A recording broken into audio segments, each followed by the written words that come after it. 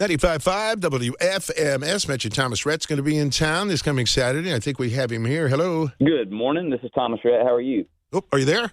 Yes, sir. Can you hear me? I got you now. I had one button to hit, and I didn't do it. He had one job, Thomas. One job. And he screwed it all up. That sounds like my life and my wife being like, you had one job, babe. You had one job. That was it. And I Hey, failed. well, obviously, we're talking with Thomas Rhett. Who is the techno gadget person in your family? You or your wife? Who is more likely to be able to do that kind of stuff? My wife, for sure. Oh, no way. I thought you would say you. I'm really not tech savvy at all. You would think so, like a musician being around speakers and things you have to plug in, that maybe you would be. Yeah, I mean, I guess I'm okay with like computers and like sounds and being able to sing into a microphone. But when it comes to like, I don't know, how do you change your background on your iPhone? So Mine's still factory. yeah, there you go. Exactly. We're in the same boat. Oh, goodness. Well, we saw that funny video on Instagram where you're asking your sweet wife all of your albums, and she really struggled with that. So we wanted to put you on the spot. What's your anniversary? November 12th, Okay. 2012. Very Oh, good. I'm We have no way to impressed. verify Well, that. sounds good. He didn't pause that much. Between anniversaries and 4 kids' birthdays, there's a lot of numbers in there. Yeah, Yes. That is a absolutely. There are a lot. It's a lot of pressure, too. So, hey, you're getting the touring season out underway here, aren't you? It's been fun, dude. Having Cole Swindell out there with us and Nate Smith, who's one of my favorite new artists out there. It's been a blast. So we're ready to rock and been rehearsing for a while, so we're pumped about it. I'd like to point out that we were right, and we've mentioned this to you before. It was a number of years ago. We saw you for the very first time at a Big Machine recording, Basement, I think. recording studio. House. It was a recording studio. So we wow. looked at each other and said, "This kid is going to be a megastar." We were right. We were on the money.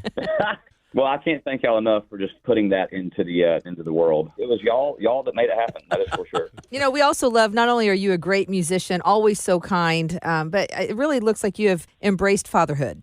Man, I have.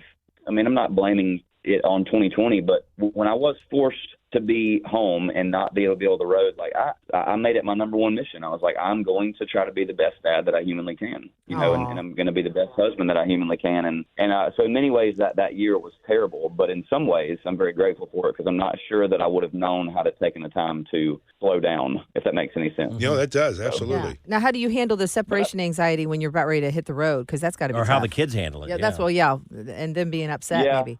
Yeah, it's getting harder. Like, I don't know. I don't want this to come out wrong, but when your kids are young, they don't realize that you're gone. Yeah. You know what I'm saying? Like when they're 2 or 3, like they know that you're gone, but they're good if like mom gives them a popsicle when you walk out the door. Yeah. Today it's different because you know my older 3 are in school now and they're doing ballet and they're doing tap and they're doing soccer and every extracurricular activity that you can imagine they're involved in. So all the recitals and all the practices, like there's some that I can be at and there's some that I just, you know, unfortunately have to miss. But they do know that I love what I do. And I'm really glad that my kids get to watch their dad leave the house going to a job that he loves doing. Oh, I think wow. that's like really big for me. Of course, fans love you for all different reasons, but if there was one thing that you hoped you are remembered for as Thomas Rhett, what would that be?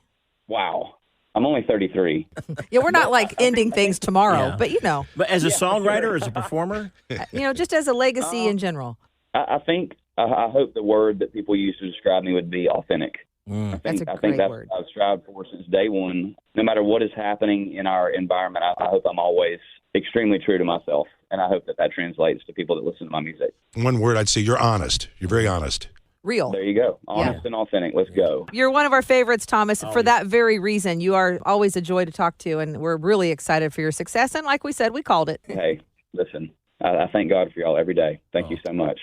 Well, hey, we will see you this coming Saturday night, man. We're looking forward to it. Let's go. Let's go, Indy, baby. Let's All do right. it. Well, thank you for calling in, man. We'll see you, okay? All right. Bye, y'all. Have a great day. You too. You too. now. Bye-bye.